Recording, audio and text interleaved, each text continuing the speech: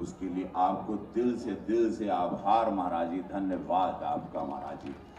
हमारे साथी सदन में अच्छे मित्र बांसगांव के श्री कमलेश पासवान जी, उनका स्वागत है।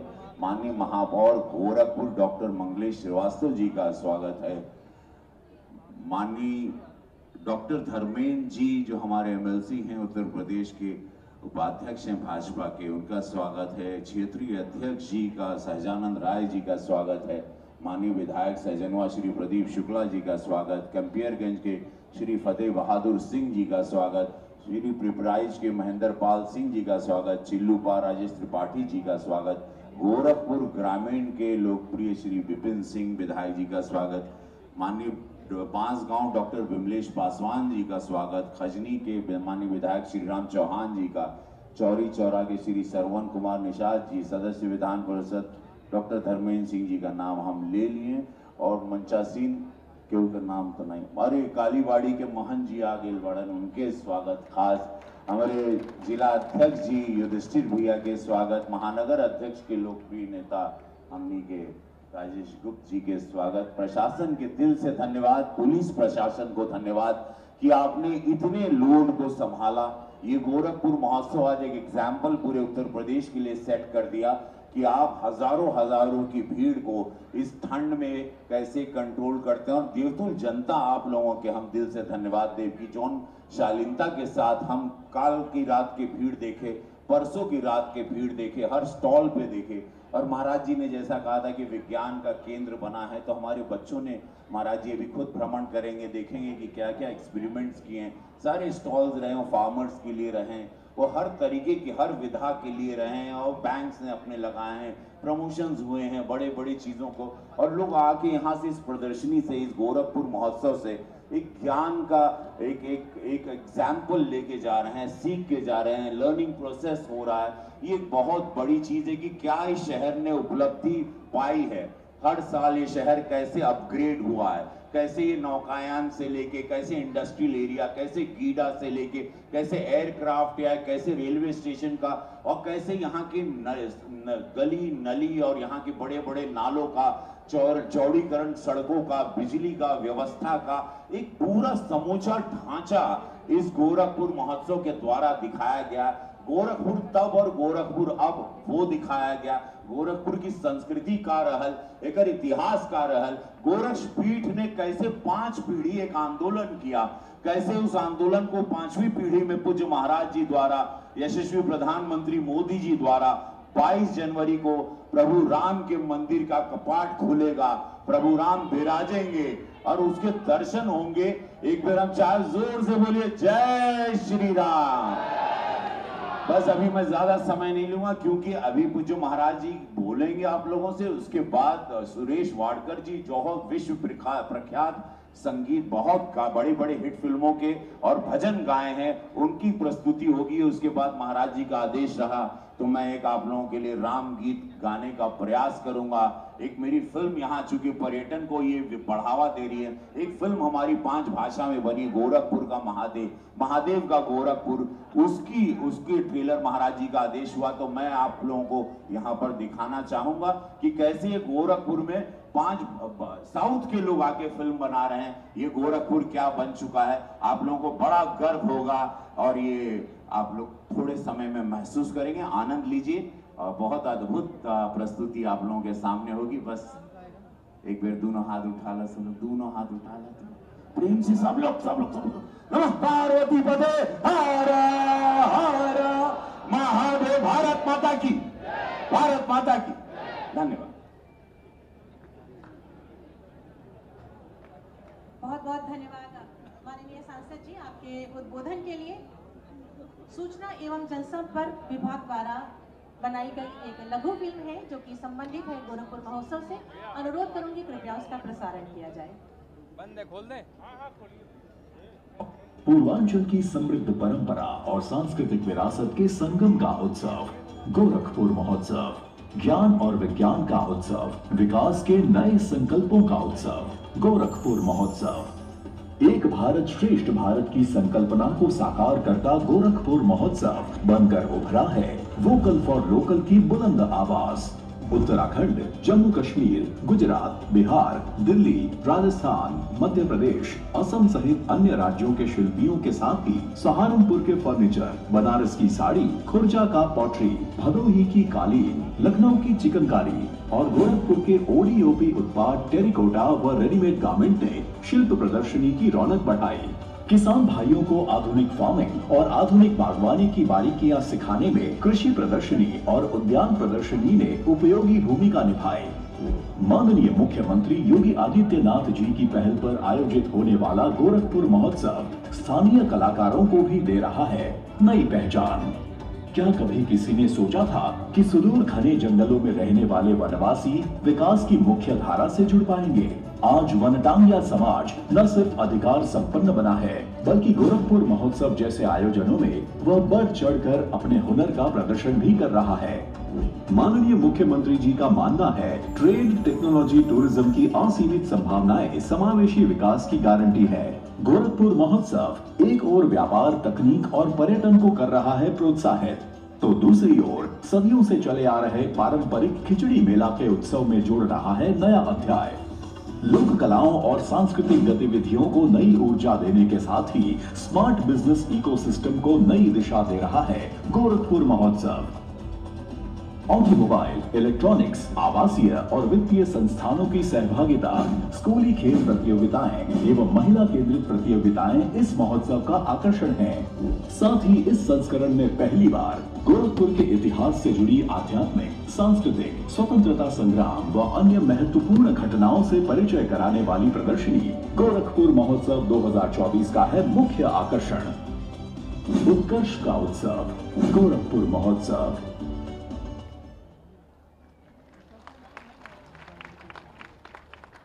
बहुत बहुत धन्यवाद। बंद कर दे, चलने दे। ये थी एक झलक, एक झांकी अभी बंद कर दे रहे हैं, जब चलना हो फिर बता दे। गोरखपुर महोत्सव के इस भव्य मंच पर आज उन व्यक्तियों का सम्मान किया जाना है जिन्होंने अपने उत्कृष्ट कार्यों के माध्यम से समाज को एक नई दिशा और आयाम दिया है। मैं माननीय मुख्यमंत्री जी से बहुत ही आदर के साथ अनुरोध करूंगी कि हमारे इन व्यक्तियों को अपने शुभकर कमलों से सम्मानित करें गोरखपुर रत्न द्वारा।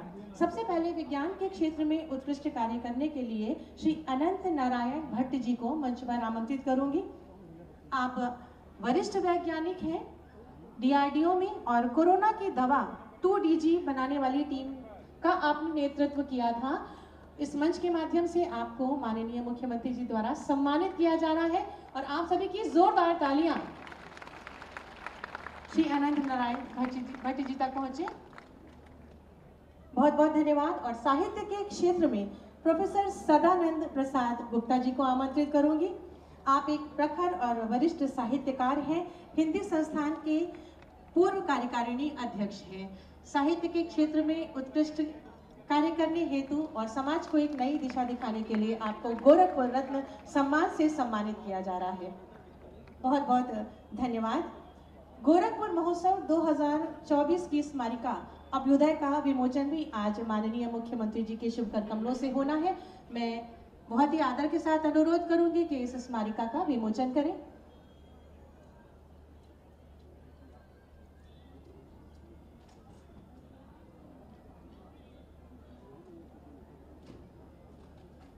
गोरखपुर महोत्सव 2024 से संबंधित ये स्मारिका अभ्युदय, इसका विमोचन माननीय मुख्यमंत्री जी तथा समस्त मंचासीन गणमान्यों के शुभकर कमलों से संपन्न हो रहा है। इस स्मारिका में गोरखपुर के का समग्र दर्शन आपको मिलेगा। मैं आपकी जोरदार तालियां चाहूंगी शुभकामनाएं हेतु।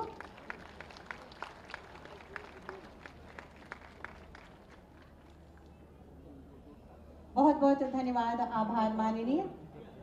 आत्मनिर्भर उत्तर प्रदेश की आधारशिला रखने वाले तथा प्रदेश के सतत विकास को संकल्पित माननीय मुख्यमंत्री जी से बहुत ही आदर के साथ अनुरोध करूंगी कि अपने आशीर्वचनों से हमारा मार्ग प्रशस्त करें। एक बार जोरदार तालियां माननीय मुख्यमंत्री जी के लिए।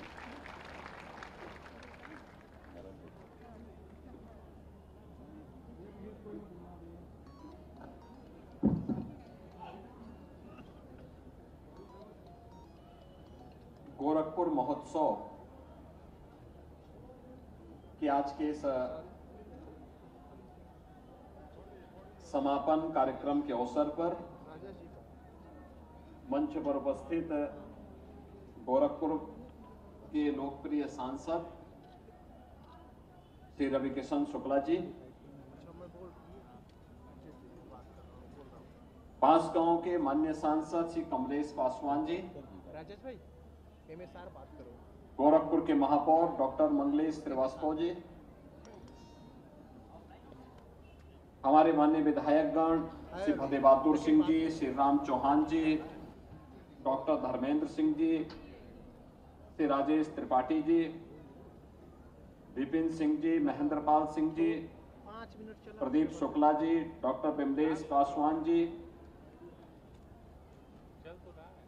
भारतीय जनता पार्टी के क्षेत्रीय अध्यक्ष श्री सहजानंद राय जी, जिलाध्यक्ष युधिष्ठिर सिंह जी, महानगर अध्यक्ष राजेश गुप्ता जी, मुख्यमंत्री कार्यालय में सलाहकार के रूप में अपनी सेवाएं प्रदान कर रहे श्री अवनीश अवस्थी जी, कालीबाड़ी के श्री महंत रविंद्र दास जी, काशी से पधारे महामंडलेश्वर श्री महंत संतोष दास जी, सतवा बाबा, और महोत्सव के इस कार्यक्रम में उपस्थित सभी हमारे गोरखपुर के वे सभी विभूतियां जिन्होंने गोरखपुर को गोरखपुर के रूप में स्थापित करने के लिए जीवन के अलग अलग क्षेत्र में अपना योगदान दिया है, प्रतिभागीगण, स्थानीय, क्षेत्रीय और देश और दुनिया के अंदर अपनी कला के माध्यम से भारत को एक नई पहचान दिलाने वाले हमारे सभी वे प्रतिभागीगण, कलाकारगण और उपस्थित भाइयों और बहनों, मुझे प्रसन्नता है कि 3 दिवसीय यह महोत्सव अपनी सफलता के एक नए परचम को गाड़ते हुए आज समापन की ओर अग्रसर हो रहा है। और इस अवसर पर अभी हम लोगों ने कुछ विभूतियों को सम्मानित किया है। खासतौर पर एक सम्मान गोरखपुर के ही एक सपूत को, जिन्होंने कोरोना कालखंड में प्रधानमंत्री मोदी जी के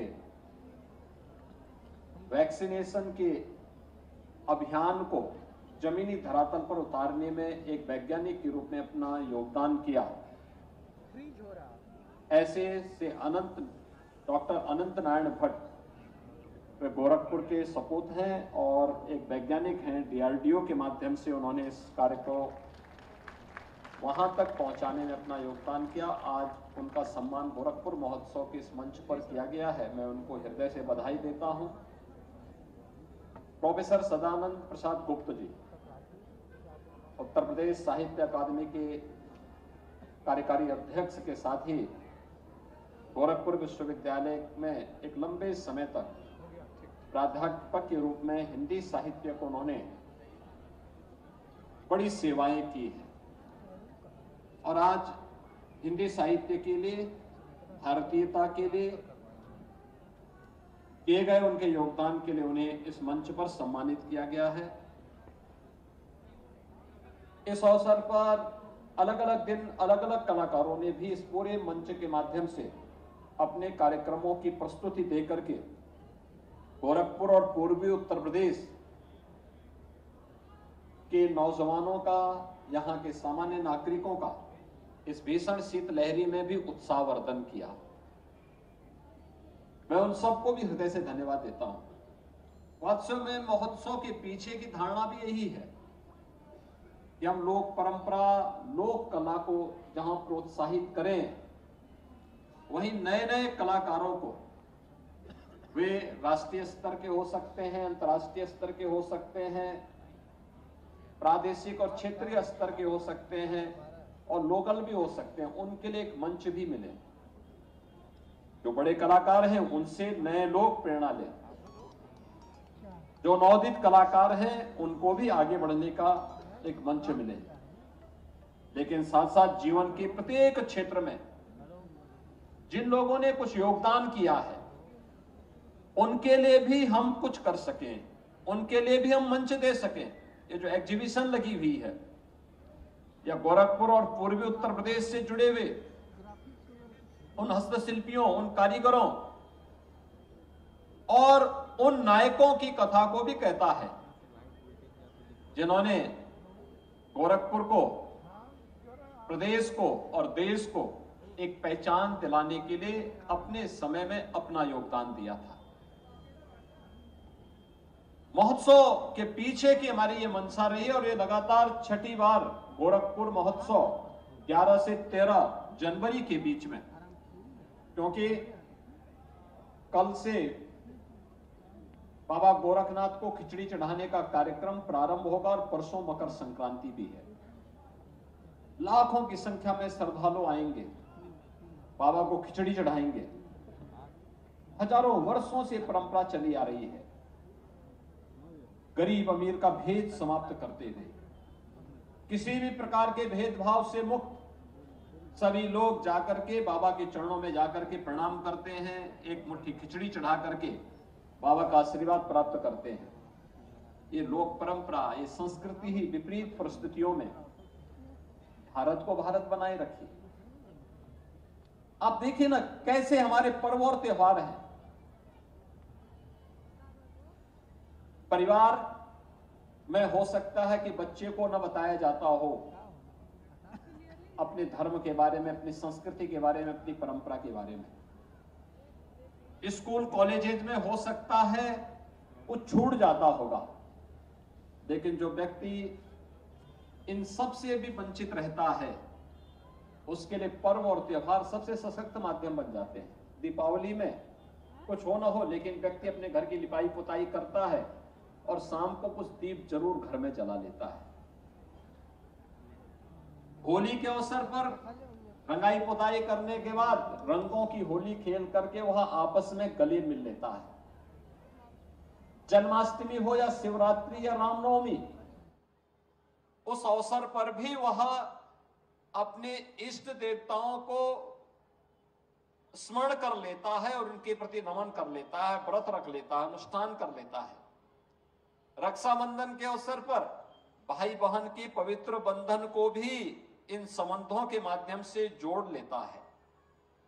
यानी हर पर्व और त्योहार एक नया संदेश दे देता है हमें। ऐसे ही महोत्सव भी एक संदेश देने का वाहक होना चाहिए। हमारा पूर्वी उत्तर प्रदेश सांस्कृतिक और आध्यात्मिक दृष्टि से अत्यंत समृद्ध रहा है। बाबा गोरखनाथ ने अपनी साधना स्थली के लिए गोरखपुर को चुना। भगवान बुद्ध ने उनकी जन्मस्थली यहीं से 90 किलोमीटर की दूरी पे लुम्बिनी में, और महापरिनिर्वाण उन्होंने गोरखपुर से 60 किलोमीटर की दूरी पे कुशीनगर में लिया। संत कबीर दास जी का जन्म काशी में हुआ, लेकिन अंतिम समय में वे मगहर में आ गए। गोरखपुर से अयोध्या की दूरी कितनी? आज के समय में 1.5 घंटे में आप अयोध्या पहुंच सकते हैं। गोरखपुर से काशी की दूरी कितनी? मात्र 2 से 2.5 घंटे में आप काशी पहुंच सकते हैं। यानी सामाजिक और सांस्कृतिक दृष्टि से, आध्यात्मिक दृष्टि से इतना समृद्ध है ये क्षेत्र, और उतना ही प्राकृतिक संसाधनों से भरपूर। दुनिया में हो सकता है जल की कमी हो, लेकिन यहां पे जल की प्रचुरता है और मीठा जल है। भूमि अत्यंत समृद्ध है, हर ओर से संपन्न ये क्षेत्र। इसके बारे में हम सबको भी एहसास होना चाहिए, हर एक व्यक्ति को एहसास होना चाहिए। पलायन की बजाय वहां संघर्ष की प्रवृत्ति पैदा की जानी चाहिए। परिश्रम और पुरुषार्थ से हम कुछ अर्जित करें, इस प्रकार का भाव होना चाहिए। और इसलिए महोत्सव की इस परंपरा को हम लोगों ने गोरखपुर के महोत्सव के रूप में गोरखपुर में 2017-18 में प्रारंभ किया, और बढ़ते बढ़ते कोरोना कालखंड में भी महोत्सव अनवरत चलता रहा। झंझावतों का सामना करते हुए भी इसने अपनी गति को थमने नहीं दी है। बिना रुके, बिना डिगे बिना झुके कोरोना को मात देते हुए भी यह महोत्सव सफलता की एक नई ऊंचाई तक पहुंचते पहुंचते, मैं कल भी और परसों भी देख रहा था यहां के कार्यक्रमों को। वैसे तो रवि किशन को दिन में ठंड लगता है, लेकिन देख रहा था 12 बजे भी यहां पे वह यहां की जनता के साथ झूमते हुए दिखाई दे रहे थे और हजारों की संख्या में लोग थे। अगर उनको दिन में हम बोलते हैं कि चलिए फलानी जगह कोई कार्यक्रम होना है, तो कहते हैं बहुत शीतलहरी है, ठंडी नहीं है क्या। लेकिन मैं देख रहा था कि रात 12 साढ़े 12 बजे भी वे यहाँ पे मंचों पे अपने मंचन के माध्यम से कार्य कर रहे थे, जनता का उत्साहवर्धन कर रहे थे, उनका मनोरंजन भी कर रहे थे और साथ साथ ज्ञानवर्धन भी कर रहे थे। भारत की यही विशेषता है, वो अपनी लोक परंपरा और लोक संस्कृति को सदैव प्राथमिकता दी है और इसने हमारे इतिहास को भी संजोया है। इसने हमें हजारों वर्षों की विरासत को साथ में दिया है।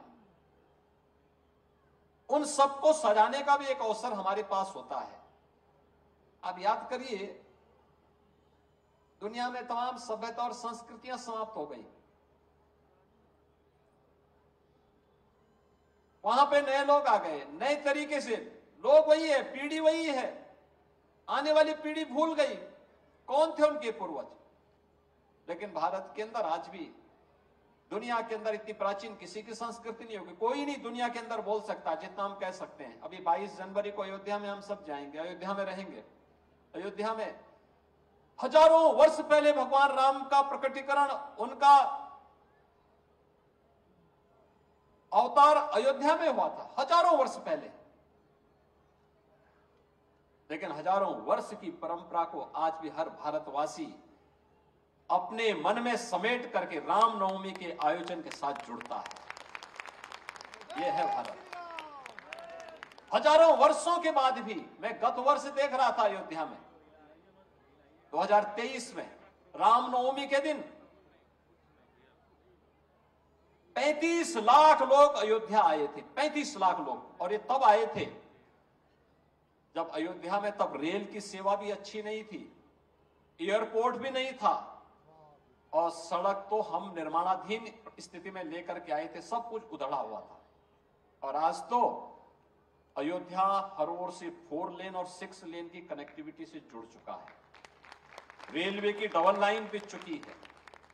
एयरपोर्ट, एक समय में 8 विमान वहां लैंड कर सकते हैं, उनकी हमने पार्किंग की व्यवस्था वहां दे रखी है। यानी हर 5 मिनट में एक विमान उतर करके सवारी उतारे, फिर नई सवारी को भर करके आराम से जा सकता है। और दिन भर यह कार्य हो सकता है, रात्रि में भी विमान उतर सकते हैं और सुबह भी उतर सकते हैं। दिन में तो खैर विमान उतरते ही हैं एयरपोर्ट पे। ये सभी प्रकार की सुविधाएं दी जा चुकी हैं। पहले वहां ठीक ढंग से धर्मशाला भी नहीं मिल पाता था, आज धर्मशालाएं भी हैं, अच्छे होटल भी हैं और वहां टेंट सिटी भी बसाई जा रही है, जैसे कुंभ के अवसर पर बसाई जाती है। जो श्रद्धालु आएगा उसके लिए कोई समस्या ना हो। अब याद करिए, हजारों वर्षों की विरासत को सजोने में इससे ज्यादा कमाल किसी और के पास नहीं होगा जो हमारे पास है, जो हिंदुस्तानियों के पास है, हम भारतवासियों के पास है। कि हजारों वर्षों के बाद भी हम इस परंपरा के साथ जुड़े हैं। हमने उन जनजातों का सामना किया जो अयोध्या में प्रभु राम की पवित्र स्थल पर हमला करने की नियत से आए थे। उनको परास्त किया, उनको पद्दलित किया, उनका नामो निशान मिटा दिया और फिर भी सीना तान करके हम आज वहां पे भव्य राम मंदिर के निर्माण के साथ प्रभु राम के प्राण प्रतिष्ठा समारोह के साक्षी बन रहे हैं। और ये साक्षी हम सबको बनना है। कोई वहां पर लाइव देखेगा, कोई प्रत्यक्ष देखेगा और बाद में सभी लोगों को वहां जाने का अवसर भी प्राप्त होगा। ऐसे श्री कृष्ण जन्मोत्सव का कार्यक्रम होता है। 5000 वर्ष बाद हम उसी उत्साह के साथ, दुनिया के अंदर कौन लोग हैं तो अपने 5000 वर्षों पूर्व अपनी किसी परंपरा को इस आनंद और इस उत्साह के साथ भजते होंगे। रात को 12 बजे हर जनपद में, हर घर में, हर देव मंदिर में, और देव मंदिर ही नहीं, हर थाना में भी श्री कृष्ण के जन्मोत्सव का कार्यक्रम रात को 12 बजे हो, ये दुनिया के अंदर कहीं नहीं देखने को मिलता होगा। हर जेल में भी, यानी जेल भी जहां उत्सव का एक मंच बन जाता हो, वह उत्सव होता है श्री कृष्ण जन्मोत्सव का। और ये केवल भारत के अंदर हो सकता है, दुनिया के अंदर कहीं नहीं देखने को मिलेगा। शिवरात्रि का आयोजन भी ऐसे होता है। हजारों वर्षों की विरासत लेकर के चलने वाला भारतीय समाज, ये महोत्सव के माध्यम से भी लोक परंपरा, लोक संस्कृति को सजो करके अपनी विरासत पर गौरव की अनुभूति करके अपने भावी भविष्य की कार्य योजना को लेकर के बढ़ता है। और इसीलिए हमने थीम दी थी गोरखपुर महोत्सव के लिए। एक ऐसी थीम, कैसे गोरखपुर, गोरखपुर का नाम कैसे पड़ा, आज की पीढ़ी को बताया जाना चाहिए। गोरखपुर के नाम के पीछे का ध्येय क्या, कैसे नामकरण इसका पड़ा होगा, कैसे गोरखपुर नाम हुआ, किन किन झंझावातों से जूझते हुए फिर विकास की इस यात्रा में कौन कौन इस पथिक में, इस यात्रा के पथिक बनते गए, और कौन गोरखपुर के विकास को इन ऊंचाइयों तक पहुंचाते गए, कैसे गोरखपुर आज आधुनिक रूप में आगे बढ़ता गया, क्या कुछ नयापन है, कौन कौन लोग हैं, आजादी की लड़ाई में किन महानायकों ने आजादी की लड़ाई को गोरखपुर से नेतृत्व देकर के उसे आगे बढ़ाने का काम किया, ये सब भी यहां देखने को मिला होगा। और आज के नए गोरखपुर में और उसकी भावी योजना को लेकर के भी तब क्या था, आज क्या है, और आगे हमें कहां लेकर के चलना है इस गोरखपुर को, इन सभी भावों को आज समेट करके हम गोरखपुर महोत्सव को एक नई ऊंचाई की तरफ लेके जा रहे हैं। और हम सबको इस बारे में ध्यान रखना होगा कि गोरखपुर आज एक नया गोरखपुर है। और मैं धन्यवाद दूंगा गोरखपुर के सभी नागरिकों को जिन्होंने गोरखपुर के विकास की इस यात्रा में सदैव खड़े होकर के सकारात्मक भाव के साथ अपना योगदान किया है। नकारात्मकता कहीं नहीं आने दी, किसी भी स्तर पर नहीं आने दी। अक्सर होता है कि इस प्रकार के विकास की यात्रा में लोग छूट जाते हैं, विरोध करने लगते हैं, लोकल राजनीति हावी होने लगती है, संकीर्ण मानसिकता उसमें हावी होने लगती है। लेकिन गोरखपुर के वासियों ने कभी भी विकास के मार्ग में किसी प्रकार की बाधा और बैरियर को हटा करके विकास के कार्य को प्राथमिकता दी। वह आध्यात्मिक हो, धार्मिक हो या भौतिक विकास का कार्य हो, कोई चीज उन्होंने बाधा नहीं बनने दी। आज उसी का परिणाम है एक नए गोरखपुर का दर्शन। जो भी आता है 5 साल के बाद जो भी गोरखपुर आया होगा वो कहता क्या यही गोरखपुर है क्या, भूल तो नहीं गए हैं। लेकिन आज ये वास्तविकता है गोरखपुर, यहां पे इंफ्रास्ट्रक्चर भी है, तो यहां पे उत्सव के लिए आपके लिए रामगढ़ ताल जैसा एक अच्छा टूरिज्म का स्पॉट भी आपके पास है। यहां स्वास्थ्य का अच्छा केंद्र गोरखपुर एम्स और बीआरडी मेडिकल कॉलेज भी है, तो आयुष विश्वविद्यालय भी आपको यहां गोरखपुर में प्राप्त हुआ है। 4 विश्वविद्यालयों को लेकर के गोरखपुर आज चल रहा है। आने वाले समय में और भी नई संभावनाएं यहां गोरखपुर में आ रही हैं। कहीं पे औद्योगिक विकास की नई संभावनाएं जन्म ले रही हैं, नए नए उद्योग लग रहे हैं, नौजवानों के स्किलिंग का एक नया सेंटर स्थापित हो रहा है। तो कहीं स्वास्थ्य के एक नए हब के रूप में गोरखपुर को स्थापित करने की कार्रवाई तेजी के साथ आगे बढ़ रही है। अलग अलग क्षेत्र में, अलग अलग मार्गों में अलग अलग संभावनाएं जन्म लेकर के एक नए गोरखपुर के रूप में हम सबको आगे बढ़ा रहा है। और ये तब संभव हो पा रहा है जब पूरा गोरखपुर एक स्वर से आगे बढ़ करके किसी भी प्रकार की संकीर्णता से ऊपर उठ करके अपने कार्यक्रमों को आगे बढ़ाता है। अन्यथा भाइयों बहनों, गोरखपुर की स्थिति क्या हो गई थी, हमारी पहचान किस रूप में थी। बाहर जाते थे, लोग सशंकित नजरों से देखते थे। कोई यहां भूल से आ गया तो दिन में तो माफिया परेशान करते थे, रात्रि को मच्छर परेशान करते थे, और जो बच गए तो इंसेफ्लाइटिस उसका पीछा नहीं छोड़ती थी। आज देखिए, माफिया भी समाप्त, मच्छर भी समाप्ति की ओर है और इंसेफ्लाइटिस का उन्मूलन हो चुका है। देखिए, एक बड़ी उपलब्धि है कि इंसेफ्लाइटिस की बीमारी समाप्त हो गई। हमने 40 वर्षों में 50,000 बच्चों को अपनी आंखों के सामने दम तोड़ते हुए देखा है, इसी गोरखपुर और इसी पूर्वी उत्तर प्रदेश में। और आज हम कह सकते हैं इंसेफ्लाइटिस से यहां पर कोई मौत अब नहीं होगी, क्योंकि हमने उसको नियंत्रित कर दिया है।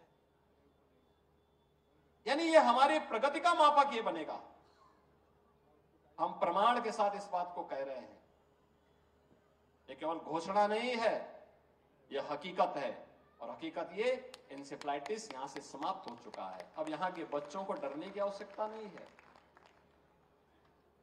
आज यहां विकास के लिए कार्य हो रहे हैं, कलाकारों के लिए भी मंच मिल रहे हैं, हमारे हस्तशिल्पियों के लिए भी मंच मिल रहे हैं, कारीगरों के प्रोत्साहन के लिए भी केंद्र और राज्य की सरकारों के द्वारा नए नए प्रोत्साहन के साथ साथ स्थानीय स्तर पर भी उन्हें प्रोत्साहन के लिए प्लेटफॉर्म उपलब्ध हो रहे हैं।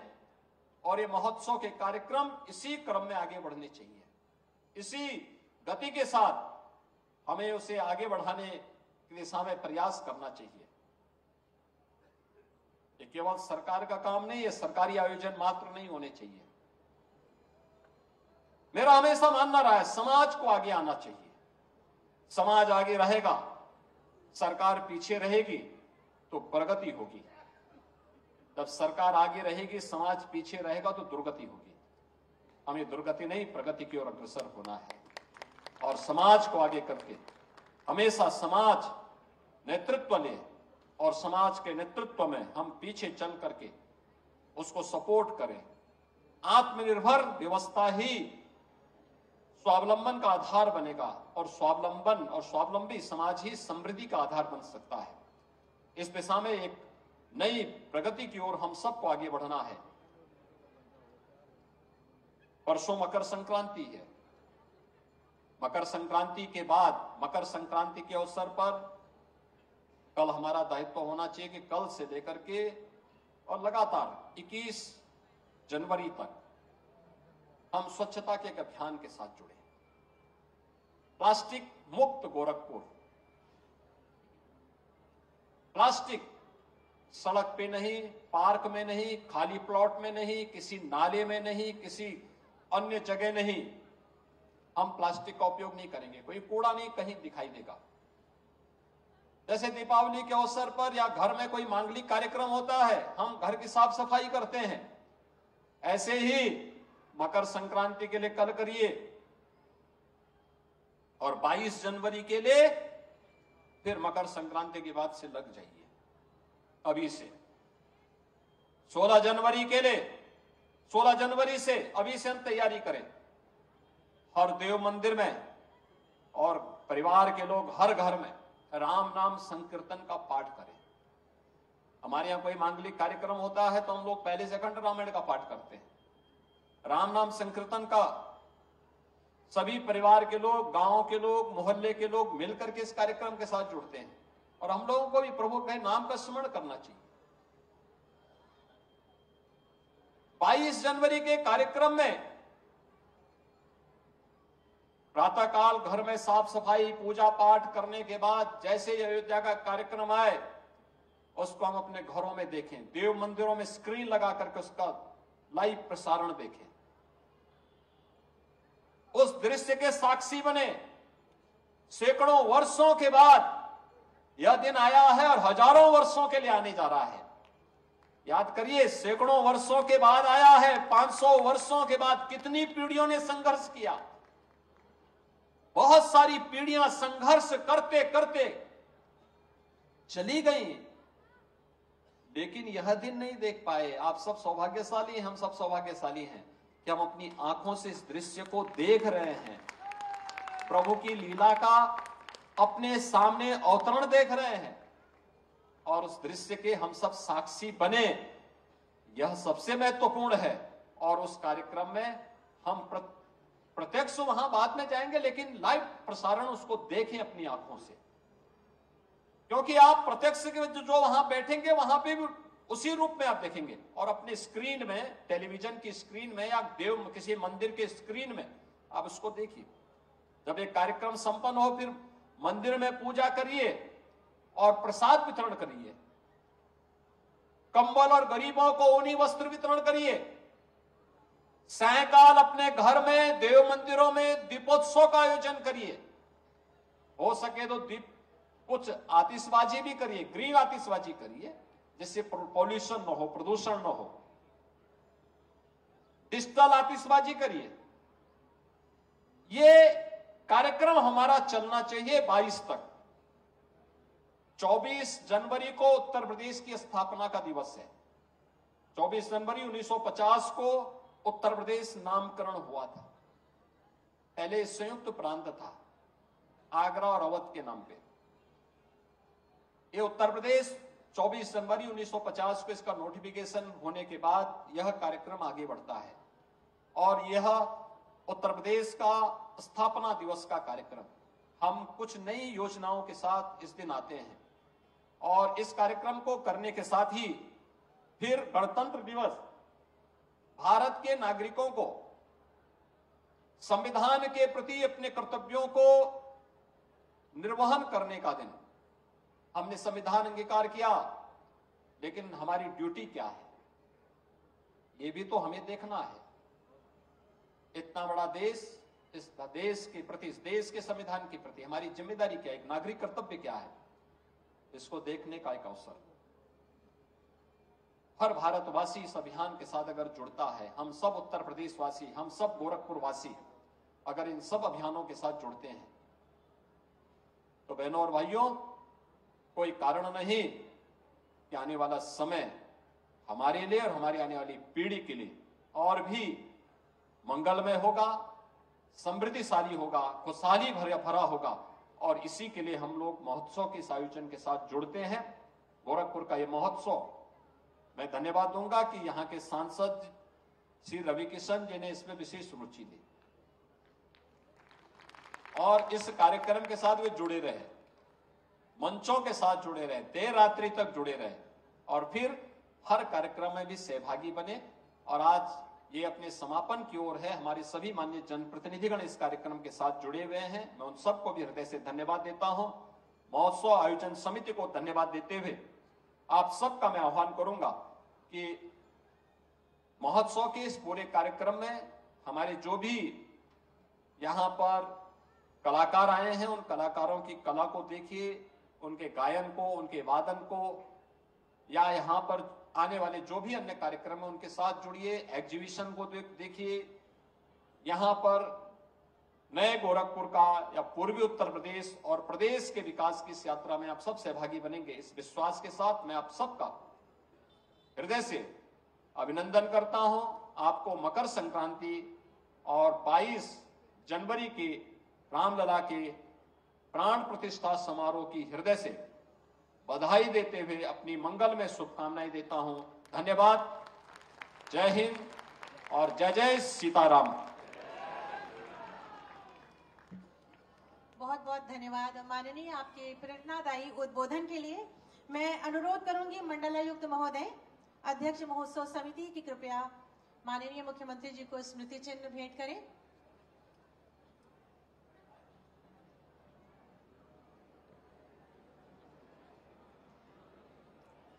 और आप सभी अपने स्थान पर बैठे रहे। अभी माननीय मुख्यमंत्री जी इस मेले का भ्रमण करने जा रहे हैं। हर स्टॉल्स और प्रदर्शनी पर स्वयं जाकर उसका अवलोकन